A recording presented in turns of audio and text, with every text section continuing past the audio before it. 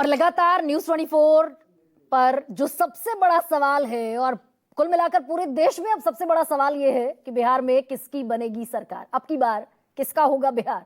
और कमाल की बात यह है कि जितने भी अभी तक पोल्स सामने आए हैं, जो एजेंसीज हैं जो सर्वे करती हैं, वो पोल सामने रखती हैं, अपना गणित सैंपल साइज उठाती हैं, उन लोगों से बात करती हैं और उसके बाद एक डेटा सामने रखती हैं कि किस सीट पर कितनी सीट किसके खाते में जाती हुई दिखाई दे रही है। बहुत सरप्राइजिंगली तमाम पोल्स जो हैं वो एनडीए को जीतता हुआ, बल्कि बहुमत के आंकड़े से कहीं ज्यादा क्रॉस करता हुआ दिखा रहा है। 167 सीटें तक भी एनडीए को दी जा रही है। अगर मैट्रिक्स की बात करूं, जिसका मैंने सबसे पहले डेटा आपके सामने रखा था, उसने दरअसल थोड़ा सा सेग्रीगेट भी किया है कि किस पार्टी को कितनी सीटें। एक तरफ महागठबंधन है, महागठबंधन और एनडीए, और दूसरी तरफ इन्हीं गठबंधनों में कुछ पार्टीज भी हैं। तो जो मैट्रिक्स का सर्वे है वो एनडीए को 147 से 167 सीट दे रहा है और बीजेपी इंटैक्ट रख रही है अपनी पुरानी सीटें। यानी कि पूरे चुनाव भर जो एक नैरेटिव ये चला कि बीजेपी को नुकसान हो रहा है, ये पोल नहीं कहता कि बीजेपी को नुकसान हो रहा है। और एक और पोल मैं आपके सामने रख दूं, पी मार्क का ये एब्सोल्युटली नया पोल है, एग्जिट पोल है, जो एनडीए को पहुंचा रहा है 142 से 162 सीटों तक। और महागठबंधन 80 से 98 सीटें, जन स्वराज पार्टी को 1 से 4 सीट, प्रशांत किशोर की पार्टी नई आमद के तौर पर वो सिर्फ प्रभावित कर पाए हैं 1 से लेकर 4 सीटों पर। 142 से 162 एनडीए के पक्ष में जा रहा है। अब दरअसल बहस इस पर शुरू होगी। 2-3 पॉइंट्स हैं जो आपको बता देती हूं, जिस पर अब आगे आने वाले वक्त में बहस शुरू होगी।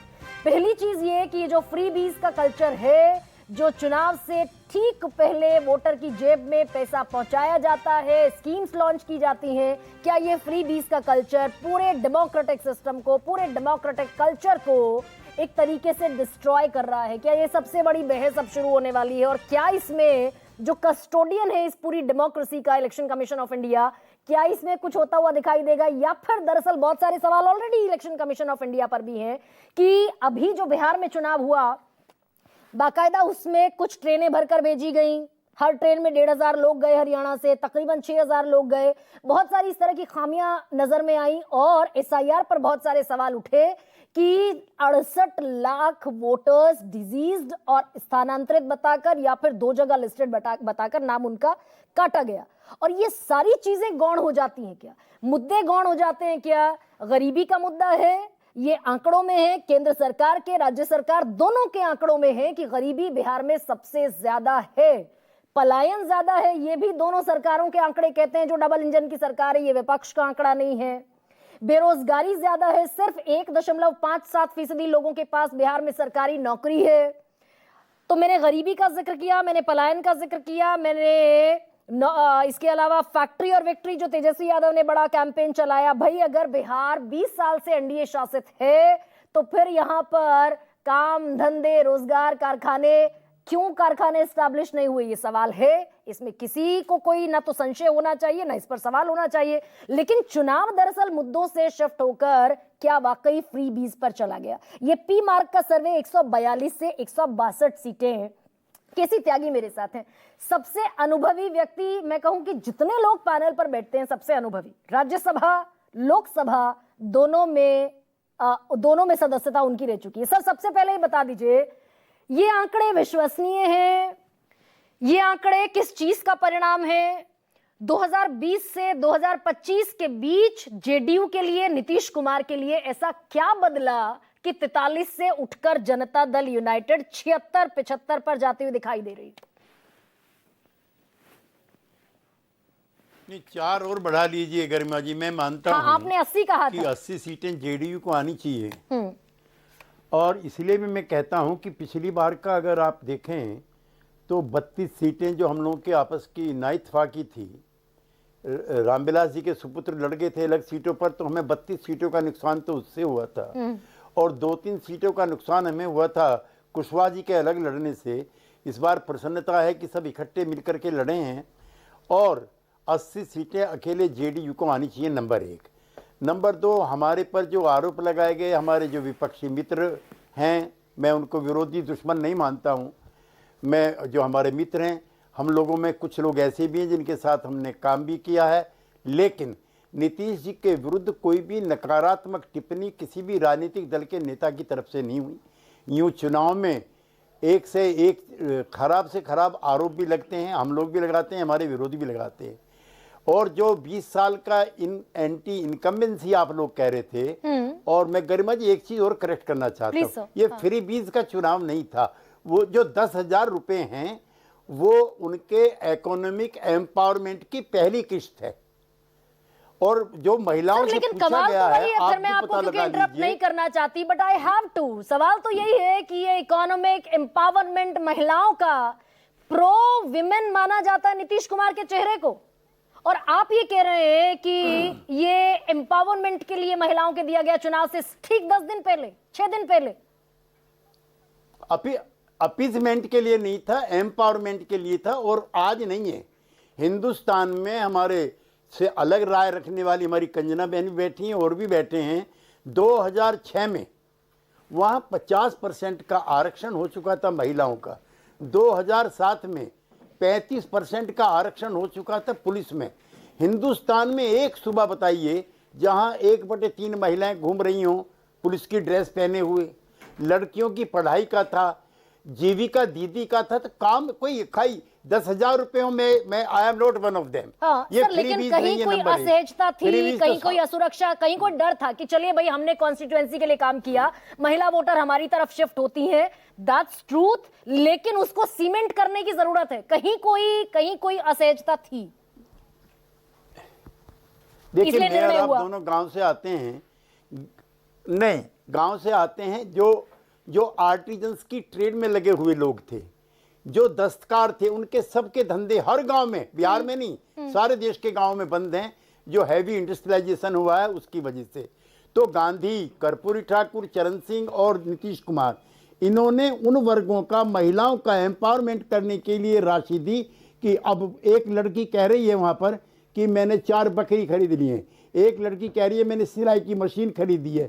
तो ये खाली इसकी वजह से अकेले हुआ हो, मैं ऐसा नहीं मानता। ठीक है। और दूसरा ये कि इस बार गठबंधन में किसी तरह का आपस में कोई विवाद नहीं था भाई। मैं इसी सवाल पर सर आ रही थी, दिल्ली वाले क्या नीतीश कुमार को फायदा इस बात का भी हुआ क्या कि उन्हें इस पूरे कैंपेन में सबसे दयनीय चेहरे के तौर पर प्रोजेक्ट किया गया, और बीजेपी का उनको मुख्यमंत्री नहीं घोषित करना, ये भी दरअसल जेडीयू के हक में जाता हुआ दिखाई दिया ना। आप कह रहे हैं कहीं कोई समस्या नहीं थी, आखिर तक वो कह रहे थे कि नीतीश कुमार के चेहरे पर कोई कंसेंसस नहीं है। एक तो भारतीय राजनीति का जो सबसे प्रखर व्यक्तित्व है उसको दयनीय कहने पर मैं अपना प्रोटेस्ट आपसे दर्ज कराता हूं।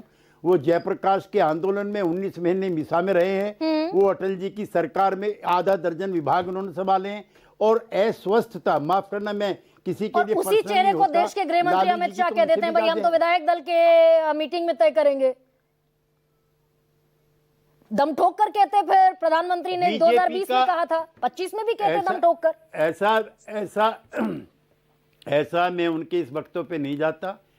16 तारीख को 15 तारीख को नीतीश कुमार जी का शपथ ग्रहण समारोह होगा। हाँ जी। सारे घटक दलों के नेता इकट्ठे होकर के उनको चुनेंगे। हाँ। और उसकी गवाही हमारे मित्र सुकेश रंजन जी भी देंगे। कोई पॉलिटिकल पार्टी बिहार की जो हमारे, सर मैं ले लेती हूँ इसको, मैं ऑन रिकॉर्ड, कोई भी हम नहीं कोई भी सहयोगी दल, बीजेपी का अध्यक्ष जायसवाल जी, रविशंकर प्रसाद, दोनों डिप्टी चीफ मिनिस्टर, हर पब्लिक मीटिंग में नीतीश कुमार हमारे मुख्यमंत्री होंगे। चिराग पासवान जो पिछले साल हमारे साथ नहीं थे, हर पब्लिक मीटिंग सर ये तो दरअसल आप एड ऑन करते हैं। आप जिस पार्टी के, सबसे बड़ी पार्टी के साथ आप हैं, उसके नंबर 2 चेहरे ने कहा विधायक दल का नेता तय करेगा, विधायक दल के नेता तय करेंगे, तो कंफ्यूजन तो वहीं से क्रिएट हुआ ना। कंचना केसी त्यागी जो कह रहे हैं कि शपथ ग्रहण समारोह तो 15 तारीख को नीतीश कुमार का होगा, हार्ट बीट बढ़ती होंगी ना। हाँ तो देखिए कंचना, मैं गरीब सर आ रही हूँ वापस इसका हाँ कंचना गर्मा जी पहले केसी त्यागी जी को बोलने दीजिए, अगर वो कुछ कहना चाहते हैं फिर मैं कहूंगी। नहीं, उन्होंने 80 सीट बता दी जनता दल यूनाइटेड की, 15 तारीख को शपथ ग्रहण बता दिया। देखिए 80 सीट तो हमारी पहले ही फेज में आ रही है गरिमा जी। हमें पहले फेज का जो अभी तक हमारा आकलन असेसमेंट रहा है वो यह रहा है कि 70 से 80 सीटें जो है वो महागठबंधन जीत रही है। वो पहले ही फेज का है हमारा महागठबंधन का। लेकिन जो दयनीय स्थिति वाले पे केसी त्यागी जी दुखी हो गए या फिर आपत्ति जताए, दरअसल केसी त्यागी जी दयनीय स्थिति हमने कभी नहीं कहा।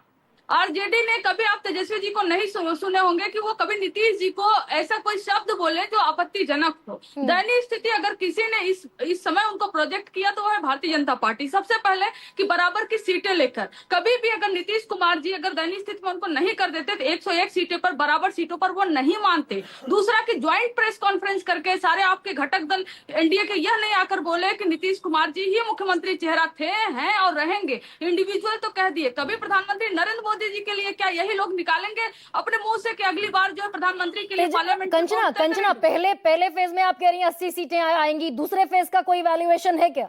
दूसरे फेज का हम आपको कल तक बताएंगे, क्योंकि पहले फेज का जो हमें अभी तक आया है हमारी तरफ से वो आया है 70 से 80 सीटें जो है वो महागठबंधन जीत रही है। और बाकायदा कौन सी सीटें हम निकाल रहे हैं सब कुछ हमारे पास डिटेल है। ये पहले फेज का आप बता रही हैं? पहले फेज का, ये पहले फेज का है। और जो अभी आंकड़े आ रहे हैं महागठबंधन और एनडीए का वो पलट सकता है गरिमा जी। मैं इतना दावा कर सकती हूँ ये आंकड़े पलट सकते हैं। लेकिन जहां तक महिलाओं की बात है, मैं गरिमा जी एक और बात कहना चाहती हूँ, क्योंकि सारे लोग सर्वे करते हैं। आंकड़े पलट सकते हैं, कुल मिला के मोटी बात आप ये कह रही हैं?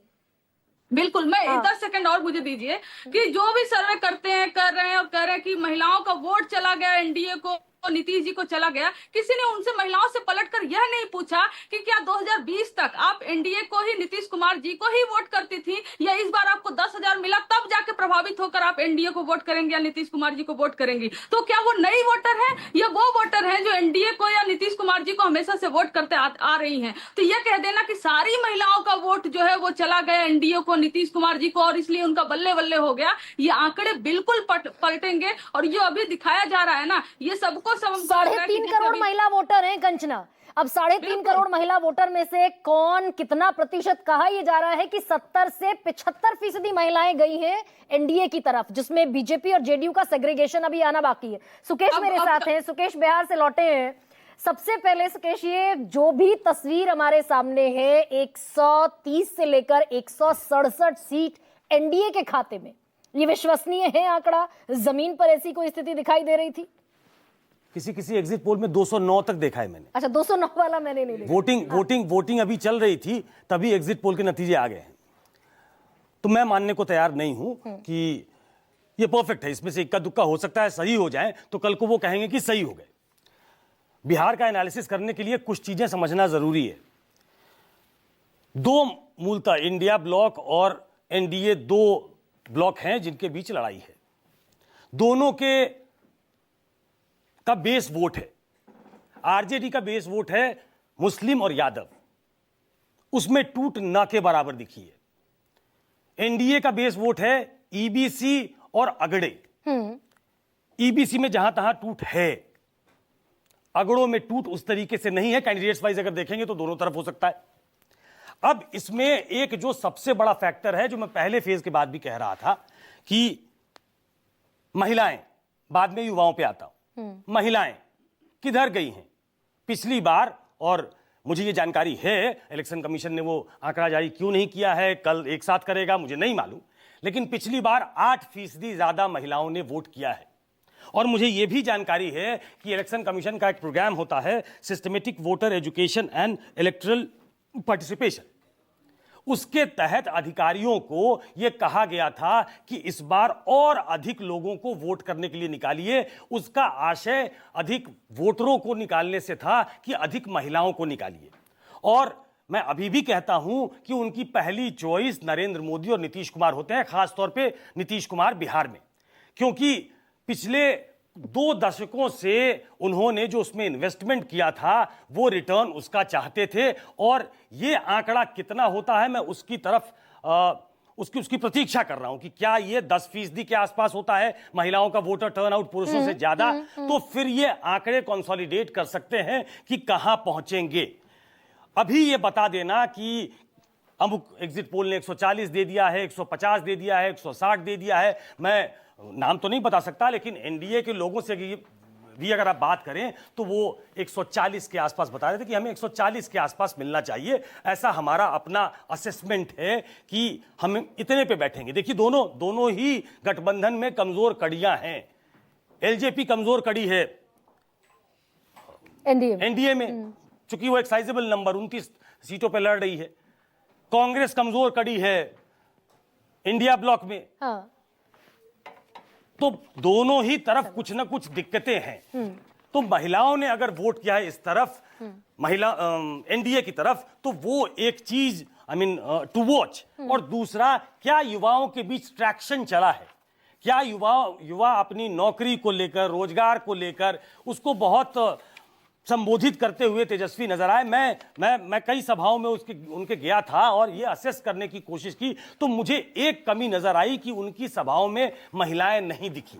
उनकी सभाओं में उनका भाषण, चूंकि उनको बहुत कवर करना था, उनके पास कोई बैकअप अरेंजमेंट नहीं था, उनके पास राहुल गांधी का वो सपोर्ट नहीं था, प्रियंका गांधी की रैलियां कम हुई थी, वो अधिक से अधिक पहुंचना चाहते थे जगह पे। तो 19, 20, 22 जगह उन्होंने एक दिन में रैली की है। उनके पास समय ऐसा था कि वो 3-4 मिनट मंच पे बोल रहे थे। अभी कंचना कह रही थी कि 1-2 मिनट नीतीश कुमार बोले, वो बोलते नहीं थे कुछ। नहीं, नीतीश कुमार का भाषण हर जगह करीब आधे घंटे का था। ये आप कह सकती हैं कि वो एक ही बात कह रहे थे और जिस कॉन्स्टिट्यूएंसी में जाते थे तो वो लिखा हुआ उस कॉन्स्टिट्यूएंसी के लिए क्या काम किया है ये पढ़ के बताते थे। लेकिन आधे घंटे, 25 मिनट से लेकर आधे घंटे तक नीतीश कुमार ने सभी सभाओं में भाषण दिया है। अगर आप उसको एड्रेस कर पाते हैं, बाद में उनकी बॉडी लैंग्वेज भी थोड़ी ठीक हुई थी, अगर वो एड्रेस कर पाए अपनी तरफ से लोगों को, तो वो एक फेचिंग पॉइंट हो सकता है और वो पार्टिंग गिफ्ट की तरह लोग उनको दे सकते हैं वोट की। इतने दिन इसने काम किया है, तो ये आखिरी चुनाव है नीतीश कुमार का। और जिस तरीके से आरपी सिंह की सरकार ने, कह रहे थे केसी त्यागी साहब, दिलीप जायसवाल ने कहा, फलाने ने कहा, इनकी पार्टी में संजय झा जी कह दें, ललन सिंह कह दें, केसी त्यागी कह दें और नीतीश कुमार कुछ ना कहे, तो क्या समझा जाएगा? तो नरेंद्र मोदी जी ने नहीं कहा, अमित शाह ने नहीं कहा।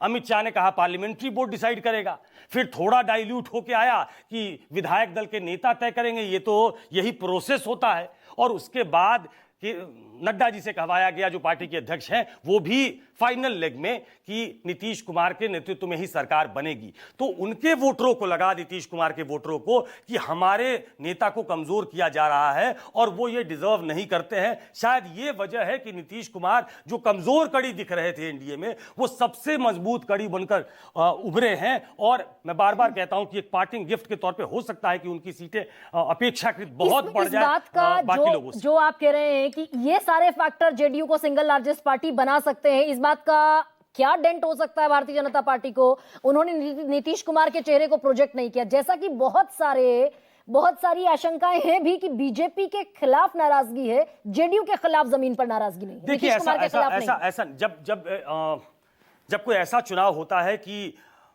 एक गठबंधन को जिताने का होता है, तो किसी के खिलाफ, किसी एक के खिलाफ बहुत बड़ी एंटी इनकम्बेंसी हो, ये प्रैक्टिकली पॉसिबल नहीं है। वो दोनों एक दूसरे को कॉम्प्लीमेंट करते हैं, तभी वो जीत हो पाती है। लेकिन और चुनाव के बीच, मैं चुनाव के बीच बताता हूं आपको, चुनाव के बीच मुझे ये जानकारी मिली, जब ये it was rolling Bihar elections, तभी प्रधानमंत्री ने अपने नेताओं को भी कहा था कि एक बार हम अपनी गलती की वजह से नीतीश कुमार को खो चुके हैं। और शायद ये बीजेपी का अपना असेसमेंट था और धीरे धीरे वो पुख्ता होने लगा कि बिना नीतीश कुमार के, बिना उनके वोट के जीतना मुश्किल है। और चूंकि केंद्र में अभी नीतीश कुमार के दम पे भी सरकार चल रही है, इसलिए उनको डिस्टेबलाइज न किया जाए, तो गुड सेंस प्रिवेल्ड।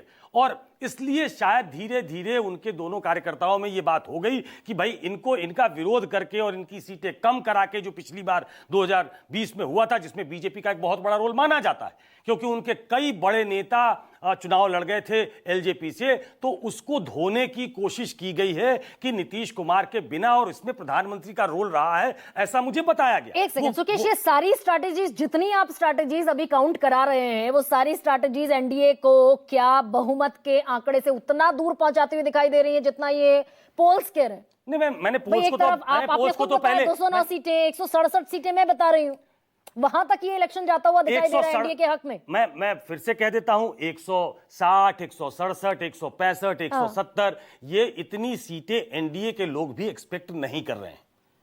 जब उनसे आप प्राइवेट प्राइवेटली बात करें, पर्सनली अगर आपसे उनका परिचय है और वो अगर साझा कर सकते हैं, तो वो इतनी सीटें चुनाव के पहले, अभी आज मतदान के बाद मेरी बात नहीं हुई, लेकिन उसके पहले लोगों को एक सेंस लगता है कि हम कहां तक पहुंच सकते हैं। देखिए 20 साल वाली सरकार है और नीतीश कुमार अपने प्राइम इसमें नहीं है, जो उनका गवर्नेंस का उनकी जो यूएसपी थी उसमें नहीं है। वो अब सिर्फ इस बात पे हैं कि नीतीश कुमार एक बड़े नेता हैं, उन्होंने बहुत काम किया है, उनका आखिरी चुनाव है और बीजेपी उनको ही has been pushed to the wall, तो उनको वापस लाना है किसी तरीके से। तो ये अपना चुनाव बचाने का चुनाव है उनका। और ये बात जरूर है कि ये पूरा चुनाव नीतीश के इर्द गिर्द हो गया और महागठबंधन में तेजस्वी की आपको नीतीश नहीं, कुमार लेकिन को हराना है, 11% का जिताना है। हाइक, सुकेश एक सेकंड, मतलब पिछली दफा 37% एनडीए को वोट शेयर मिला था, इस बार 48% का प्रेडिक्शन है। तो ये 11% का हाइक एनडीए के पक्ष में जाना, is it can be possible? 11% का इतना बड़ा प्रोजेक्शन तो मेरे गले नहीं उतरता, क्योंकि इतना बड़ा जब मैंडेट मिलने वाला हो तो वो ग्राउंड पे चीख चीख के कहता है। हाँ, ग्राउंड पे ये जरूर था कि आप जाति तो कोई ये नहीं कहता कि नीतीश कुमार को उखाड़ फेंकना है, ऐसा नहीं कहता था, लेकिन ऐसा नहीं था कि बिल्कुल दूध की नदियां बह रही है। हाँ, मैं पूछना चाहता हूं केसी त्यागी जी, बहुत पुराने नेता हैं जेडीयू के, कि 20 साल हो गए, 3 साल में ग्रेजुएशन तो नहीं करा पाए आज तक। 3 साल में ग्रेजुएशन की डिग्री बिहार में नहीं मिल रही है। यूएसपी है, सुशासन बाबू की सरकार है, नीतीश कुमार बड़े अच्छे आदमी हैं, लेकिन 3 साल में आप ग्रेजुएट नहीं हो सकते। नहीं, मैं आप बहुत बड़ी संख्या में तादाद में युवा हैं, तो क्या लेकिन वो युवा नीतीश कुमार की जगह तेजस्वी में वो अक्स देखते हैं, वो छवि देखते हैं कि क्या वो सुधार सकते हैं, क्या वो रिप्लेस करने वाले फिगर के तौर पे उभरे? क्या युवाओं में वो बात आई क्या कि उन्होंने कटिंग अक्रॉस कास्ट लाइंस उनको वोट कर दिया है? ये ऐसा हो पाया? एक चीज मुझे बता दीजिए, मैं थोड़ा सा अपने दिमाग की पिक्चर थोड़ा क्लियर करना चाहती हूँ भाई। कुल मिलाकर ये चुनाव क्या मुद्दों पर हुआ, जिन सारे मुद्दों का जिक्र आप कर रहे हैं, अगर वो मुद्दे चले होते तो फिर ये लैंडस्लाइड विक्ट्री की तरफ या फिर जीत की तरफ बढ़ता हुआ एनडीए नहीं दिखता। अगर मुद्दे चले होते तो मुद्दों पर चुनाव हुआ, या फिर जितनी सारी पॉलिसीज इंड्यूस कर दी गई, एक पैसा इंड्यूस कर दिया गया, 30,000 करोड़ की बड़ी रकम इंड्यूस कर दी गई, ये उसका रिफ्लेक्शन है दरअसल। जो आप कह रहे हैं कि भाई नीतीश कुमार को खारिज नहीं किया लोगों ने या बीजेपी को खारिज नहीं किया, ये फ्रीबीज है, मुद्दे नहीं चले। ये मुझसे पूछ रही हैं आप? एग्जैक्टली। नहीं, देखिए, जब कोई चुनाव जब होता है और 20 साल की गवर्नमेंट अब चुनाव में जाती है, तो वो कुछ ऐसे मेजर्स लेती है, और वो जिस सरकार ने लिए, वो सरकार नीतीश कुमार लीड कर रहे हैं, जो अपने प्राइम डेज में नहीं है। तो किसी भी सूरत में चुनाव लूज न कर जाएं, तो एक एलाबाई बनाया गया कि देखिए 94 लाख अभी भी ऐसे लोग हैं इस प्रदेश में जो गरीबी रेखा के बहुत नीचे हैं, उनको मदद की जरूरत है। और हमने तो जब कास्ट सेंसस कराया था, मतलब सर्वे कराया था, तो उसमें ये पाया था और उसी के इर्द गिर्द हमने पॉलिसी बनाई। अब ये संयोग है कि ये चुनाव के समय ही 10,000 रुपया उनको देना पड़ा। ये संयोग है कि जिस असेंबली में खड़े होकर नीतीश कुमार ये कहते थे कि हम बहुत कम पैसा पहले ही लेते हैं, हम फ्री करने का तो सवाल ही नहीं, लेकिन ये टॉप अप करना लगा कि जो एंटी इनकम्बेंसी क्रीप इन कर गई है, जो एक लेथार्जी क्रीप इन कर गई है नीतीश कुमार के गवर्नेंस में, उसको कौन पाट सकता है, उसको क्या पॉलिसी पाट सकती है, उसको क्या, इसको ब्राइब कहें या जैसे भी कहें, तो चुनाव के समय ये पार्टियां करती हैं। झारखंड में हेमंत सोरेन ने किया, वो अभी बात भी कर रहे थे, शिवराज सिंह चौहान ने किया। कहना चाह रहे थे। बहुत महत्वपूर्ण बात यह है कि टाइम्स नाउ का भी अब परसेंटेज, मैं कह रहा था जब पहले भी बातचीत में कि परसेंटेज आने दीजिए, टाइम्स नाउ कुल 3% के डिफरेंस पे आ गया है। अभी आपने मैट्रिक्स बताया 11%, 11%, एक हमने और देखा था 4%, अब ये 3% आ गया। और न्यूज पिंच का जो है वो 0.5% का डिफरेंस है दोनों में। मतलब वो पिछली बार का जो 2020 का आंकड़ा था। अभी इस चुनाव में ये सब एग्जिट पोल हैं। ये नहीं, आप कह रहे हैं वो 0.5%, यानी कि सिमिलर टू प्रीवियस इलेक्शन। नहीं, सिमिलर टू नहीं, दोनों ग्रुप्स में जो डिफरेंस है सिर्फ 0.5% का है, और सीटें अभी उसके हिसाब से वही कह रही है। पिछली बार भी ऐसा ही था, पिछली बार 0.03% का था।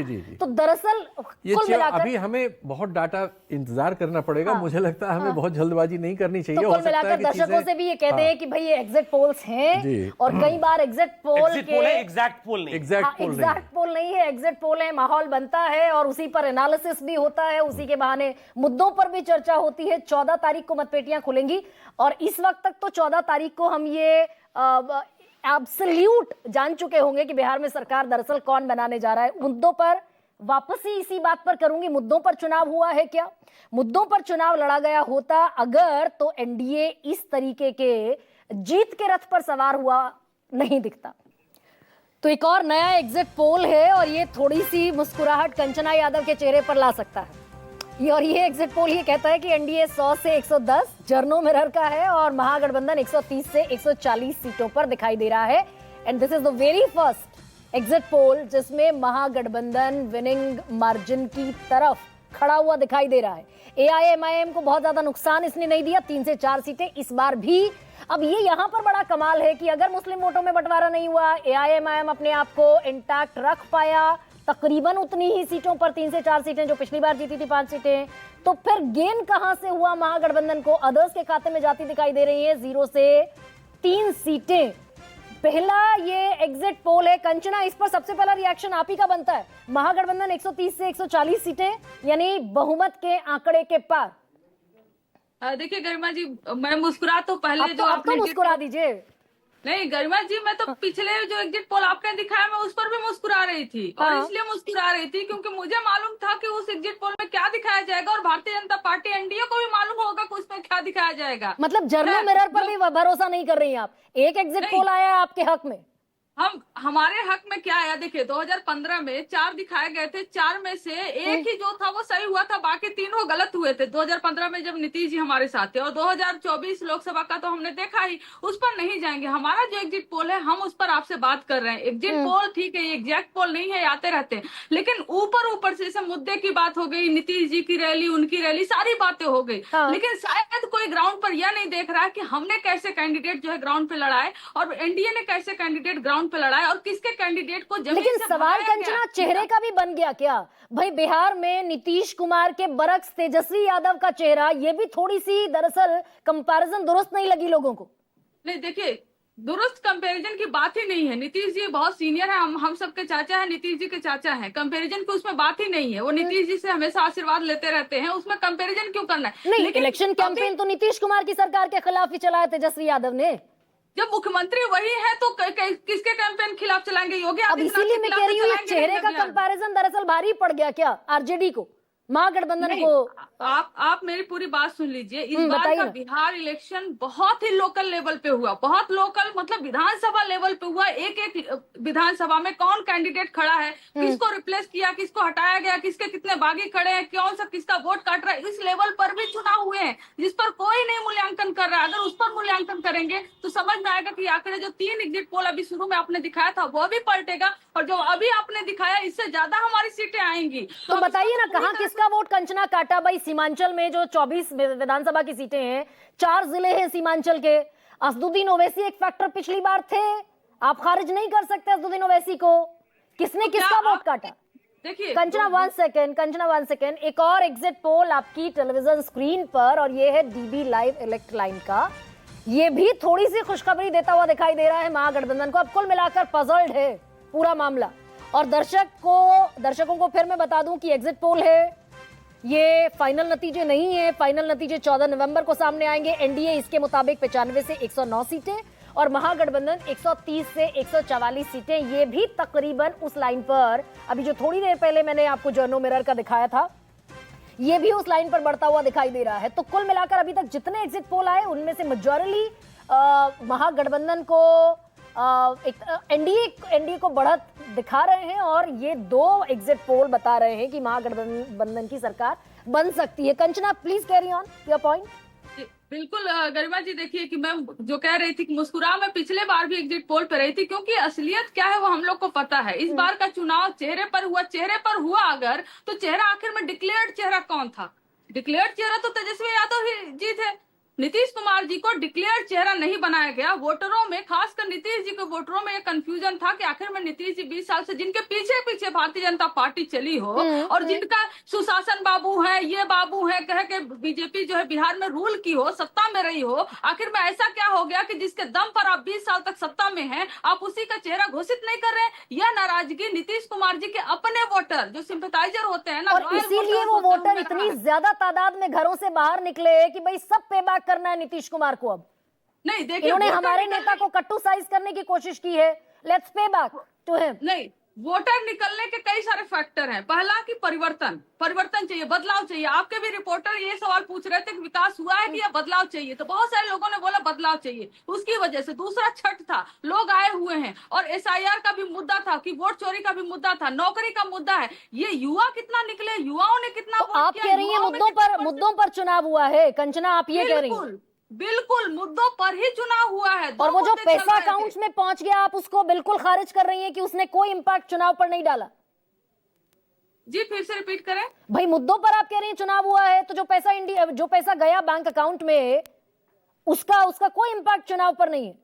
गरिमा जी, मैंने आपसे सीधे सवाल पूछा, या आप किसी से भी पूछ लीजिए कि नीतीश कुमार जी की जो वोटर, जो महिलाएं वोट करती थी, जीविका दीदी से हो, कहीं से भी हो, क्या जिनको पैसा मिला है वो न्यू महिलाएं हैं जो इंडिया को वोट करती थी, महागठबंधन को वोट करती थी, और उनके खाते में 10,000 आया और वो पलट गई जो है कि एनडीए की तरफ चली गई? ऐसा नहीं है ना, दिखा देना चाहिए था यह भी कि इंडिया की कितनी जो महागठबंधन को नहीं वोट आप करती थी, दूसरा उसमें गणित से बता रही है। मैं तो सीधे सीधे ये कह रही हूं, कि पिछली बार 1,57,00,000 वोटर्स ने बिहार की सरकार तय कर दी थी।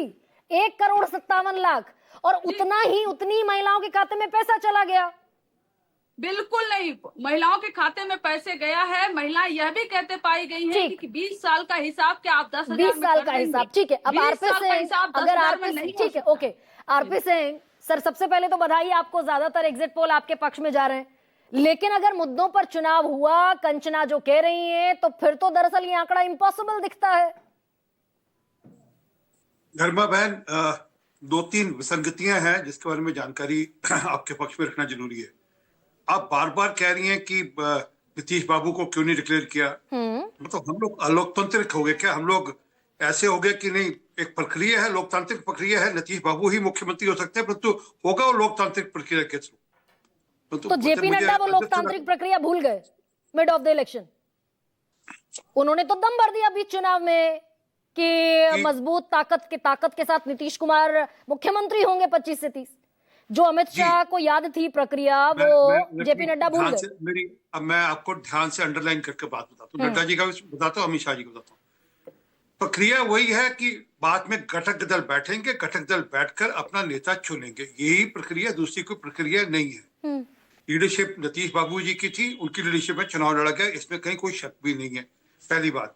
दूसरी बात, आपने एक बीच में इशू रखा कि 68 लाख वोटर काट दिए। वो 68 लाख नहीं थे तो नहीं थे, और 21 लाख जुड़े भी उसमें।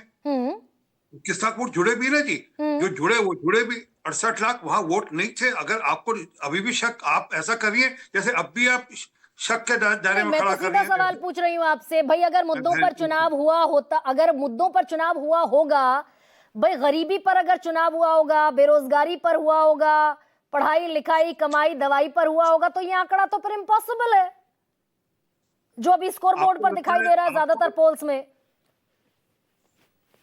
जी, एक पूरी की पूरी रैली निकली थी, कुछ कितने दिन की एक यात्रा निकाली गई थी, इसको मुद्दा बनाया गया था ना, कि एसआईआर को मुद्दा बनाया गया था बड़ा। वोट चोरी नाम से एक डुगडुगी बजाई गई थी बड़ी सारी वहां पर। वो कहाँ गई सारी? सुकेश तो वहां थे जमीन पर। जरा पूछ लीजिए कि वोट चोरी नाम से कोई मुद्दा था या नहीं? मुद्दा बनाने की कोशिश की गई। गरीबी तो थी ना मुद्दा, आरपी सिंह भाई, गरीबी मुद्दा थी ना, पलायन मुद्दा था ना, विक्ट्री फैक्ट्री मुद्दा था ना, रोजगार मुद्दा था ना, नौकरी मुद्दा था ना।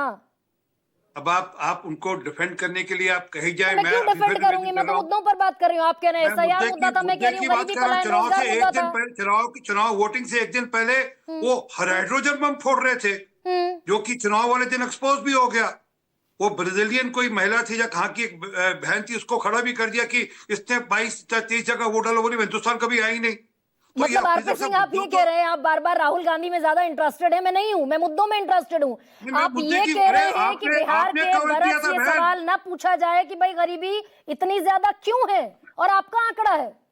मैं आंकड़े की बात भी अभी आया था, मेरे पास आंकड़ा है, मैं पूरा एक एक आंकड़ा आपको पलटा सुनाऊंगा। परंतु जो मुद्दा है वो उस दिन तो आप भी कह रही थी कि ये तो सब गड़बड़ है, इलेक्शन कमीशन चोर है, इलेक्शन कमीशन मिला हुआ है। मैं आपकी सब डिबेट्स रिकॉर्ड करता हूँ आपकी जानकारी। ये तो बहुत ही अच्छा काम करते हैं। मैंने कभी इलेक्शन कमीशन ऑफ इंडिया को चोर नहीं कहा। नहीं, अरे आपने इलेक्शन कमीशन को जो धोया है आपने, वो जिस दिन राहुल गांधी ने hydrogen bomb, so called hydrogen bomb फोड़ा है, उस दिन सोचिए ना, उस दिन क्या था जी? तो फॉर्मर जैसे कोई- सीसीओपी रावत ने कहा भाई कि मुश्किल से 2 मिनट का काम है, आर्टिफिशियल इंटेलिजेंस का जमाना है, 2 मिनट में स्क्रूटनी करे इलेक्शन कमिशन ऑफ इंडिया, सामने आए, प्रेस कॉन्फ्रेंस कर दे। जी सर, बंदूक किसी के कंधे पर रखकर चलाए तो ठीक है, वो आपका सुकेश कुछ कह रहे हैं अधिकार आरपी है। सिंह, 1 सेकंड। सिर्फ इतना कह रहा हूं आरपी सिंह साहब, आरपी सिंह साहब, अरे इलेक्शन कमीशन को धोया है, इलेक्शन कमीशन कोई भगवान थोड़ी ना है, इलेक्शन कमीशन एक संस्था है, तो उनसे जेन्युइन वैलिड सवाल पूछे जाएंगे, चाहे वो विपक्ष का कोई नेता उठाए या हमारे जहन में आए कि ये गलत हो रहा है, तो उनसे पूछा जाएगा। धन्यवाद सुकेश जी, धन्यवाद, बिल्कुल धन्यवाद आपका। वही तो मैं कह रहा था कि इतना बड़ा ढोल पीटा जा रहा था, डमरू बजाए जा रहे थे, वोट चोरी वोट चोरी वोट चोरी, और आपके चैनल पे तो खूब चलाया गया उसको वोट चोरी के नाम पर कि क्या वोट चोरी हो गई। एक मिनट बहन, आपने देखो, आप दो लोग इकट्ठे बोले, मुझे तो बीच में इतना तो बात करने का मौका दो। नहीं sir, carry on, please carry on, बताइए और ना। आप सुनो बहन, मैं आपको अभी भी कह रहा हूँ, मैं आपकी डिबेट पे नहीं आया, परंतु आपकी हर डिबेट रोज देखता हूँ। ओह माय गुडनेस, हां मैं कैरी आपकी ऑन। व्यूअरशिप रोज, आपकी एक व्यूअरशिप रोज बढ़ाता हूँ, ये सोचकर कि नहीं आपकी डिबेट का क्या एंगल है, क्या डिमेंशन है, समझना चाहिए, क्योंकि वो पक्ष मतलब विपक्ष क्या चाह रहा है और पक्ष क्या रखना चाह रहा है, उससे काफी समझ में आता है। अच्छा, क्या आप मेरी डिबेट देखते हैं? ओके आरपी सिंह, 1 सेकंड, आप मेरी डिबेट देखते हैं, आई एम वेरी थैंकफुल, लेकिन क्या इस सवाल में आपको दम नहीं दिखता कि भाई अगर 200 वोटर के नाम के सामने एक ही महिला की फोटो चस्पा है तो इलेक्शन कमीशन ऑफ इंडिया बताएगा ना भाई? तो इसलिए तो एसआईआर जरूरी है, और एसआईआर होने के जरूरी है। एसआईआर के बावजूद आपके विजय कुमार सिन्हा के पास 2 एपिक नंबर थे। अरे बहन, कभी इलेक्शन लड़ा हो तो समझोगे आप, इलेक्शन लड़े बिना टीवी स्टूडियो में नहीं समझ में आएगा। ये वोट का नहीं, मुझे process ये ही समझ ऐसा में है। आता है कि भाई एक आदमी के पास 2 एपिक नंबर नहीं हो सकते। एसआईआर का ड्राफ्ट पब्लिश होने के बाद भी विजय कुमार सिन्हा के पास 2 एपिक कार्ड थे। आपके गुजरात के भीखूभाई दलसानिया गुजरात से आकर यहाँ वोटर बन गए थे, ये मुझे समझ में आता है। मुजफ्फरपुर में एक मकान में 247 वोटर क्यों नहीं हो थे। सकते? नहीं, आप भी तो कहीं से आकर नोएडा की वोटर बन गई, नहीं बन गई, उसमें क्या दिक्कत है? हाँ, मतलब इसमें क्या एक दिक्कत है? 5 आप भी साल तो में एक आदमी कितनी जगह वोट डालेगा? नोएडा की वोटर 5 बनी साल में एक आदमी ये कितनी गलत है जगह वोट आपका, ये डालेगा? लॉजिक की इलेक्शन गलत है कमीशन कि ऑफ इंडिया इसको बिकू भाई के बारे में आप डिक्लेयर कर ऐसी दे। इस प्रकार की बात करेंगी जी। ना, अरे भाई, मैं आज दिल्ली में रहता हूँ, सुनिए ना, सर मैं आज दिल्ली आरपी में सिंह रहता से हूँ, पूछ अरे लेती हूँ, कुछ चलिए। सुनिए, इलेक्शन कमीशन ऑफ इंडिया ने तो नहीं बताया, आरपी सिंह बता दे कि एक आदमी 5 साल में कितनी जगह वोटिंग अपना वोट कास्ट कर सकता है, ये आप बता दीजिए। मैं आज दिल्ली में रहता हूं, मैं कल पंजाब चले जाऊं, अमृतसर मेरा घर है, वहां पर मैं वहां चले जाऊं तो वहां पे मैं वहां का वोटर बन जाऊंगा। ठीक है, उसमें क्या बात और है? फिर और सुनिए, फिर उसके बाद आप मध्य प्रदेश चले जाएं अगले 6 महीने में, फिर उसके बाद आप केरला चले जाएं। मेरा रोजगार कहता है कि मुझे वहां जाना है, या मेरे को काम मेरा कहता है वहां जाना, तो मैं वहां जाऊंगा। तो इलेक्शन कमीशन ऑफ इंडिया ये तय करेगा ना भाई कि 5 साल में मैक्सिमम कितनी बार वोट कास्ट कर सकते हैं। भीखू भाई ने 2 बार वोट नहीं डाला, पहली बात बड़ी स्पष्ट कर लीजिए, ऐसा नहीं, उसका आप भी रिकॉर्ड चेक करिए, मैं तो रिकॉर्ड चेक करके बता रहा हूँ। 2 बार वोट नहीं डाला, आप बार उनका नाम लेती हैं, खूब अच्छे ढंग से लेती है, परंतु 2 बार वोट नहीं डाला। उन्होंने जो वोट डाला वही डाला जहां उनका वोट है अभी, पहली बात।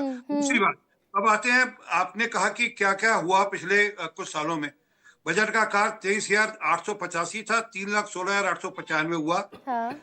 औसत आर्थिक विकास दर 4.8 थी, 11.9 हुई। प्रति व्यक्ति आय 7,914 थी, 66,228 हुई। बिजली उपभोक्ता 17 लाख घर थे, 2.12 करोड़ हुए। वहां पर प्रति व्यक्ति बिजली की खपत 70% यूनिट से 363 यूनिट हुई। इस प्रकार एक लंबी सूची है, मैं मतलब उसमें जानकारी आपको जितनी को उतनी तो मुझे एक और जानकारी और दे दीजिए सर, एक और जानकारी इसी में एक और जानकारी बढ़ा दीजिए ना सर। ये तो मैंने रख लिया अपने सर, आंखों पर रखी आपकी जानकारी, एक और जानकारी दे दीजिए। आज की तारीख में 200 रुपए रोज या 200 से कम अगर कोई भी व्यक्ति पाता है, कमाता है, घर चल जाएगा उसका, बच्चे पढ़ लिख जाएंगे, उसके यूनिवर्सिटी में दाखिला ले लेंगे, कोई बीमार हो गया तो दवाई आ जाएगी उसके घर में, 200 रुपए रोज। इसलिए इसी के लिए 3.5 करोड़ लोगों को वहां पर आयुष्मान भारत का लाभ दिया गया। 3,52,00,000 लोगों को आयुष्मान भारत का लाभ दिया गया ताकि उनका इलाज हो सके। अच्छा ठीक, रोजगार नहीं देंगे, आयुष्मान भारत देंगे। 1 सेकंड शीतल जी, 1 मिनट दे दीजिए बहन, 1 सेकंड नोट दीजिए, कहिए ना सर, कह दीजिए। अच्छा ये विश्वसनीय, ये आंकड़ा एग्जैक्ट पोल में तब्दील हो रहा है क्या? 1 सेकंड नोट दे दीजिए। आपने अभी 10,000 रुपए को लेकर बड़ा हल्ला किया कि 10,000 की रिश्वत दे दी, ऐसा प्रेजेंट करिए कि 10,000 की आपने रिश्वत दे दी।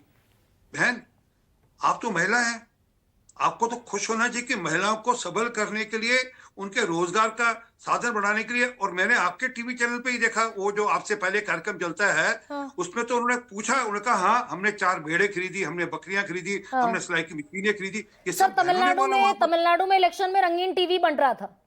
इलेक्शन कमीशन ऑफ इंडिया ने रंगीन टीवी बंटना बंद करा दिया, रंगीन टीवी में और रोजगार उसको बंद करा दिया गया सर, क्योंकि वो वोटर के दिमाग को इम्पैक्ट करता है। आप ऐसा कोई काम नहीं कर सकते मॉडल कोड ऑफ कंडक्ट में। सरकार आने के बाद हम 10,000 को बढ़ाकर 2 लाख रुपए भी देंगे। अरे तो भाई 5 साल से सरकार चला रहे थे ना, ये तो बाकायदा सुप्रीम कोर्ट ने पूछा आपसे कि 5 साल आपको याद नहीं आती और चुनाव से 6 महीने पहले आपको सारी योजनाएं याद आ जाती हैं। एम्पावरमेंट बताते हैं। जब महिलाओं को 50% रिजर्वेशन दिया जा रहा था पंचायत में, तब याद नहीं आया आपको? सुप्रीम कोर्ट को जब 33% तो वहां पर महिलाओं को रिजर्वेशन दिया गया, तब याद नहीं आया? जब हर बेटी को साइकिल दी गई स्कूल जाने के लिए, तब याद नहीं आया आपको? ये तो हमने, ठीक है सर, हमने तो एम्प्लॉयमेंट के नाम पर पैसा दिया। ये रिश्वत नहीं है, ये घूस नहीं है, इसको लेजिटिमेट समझा जाए।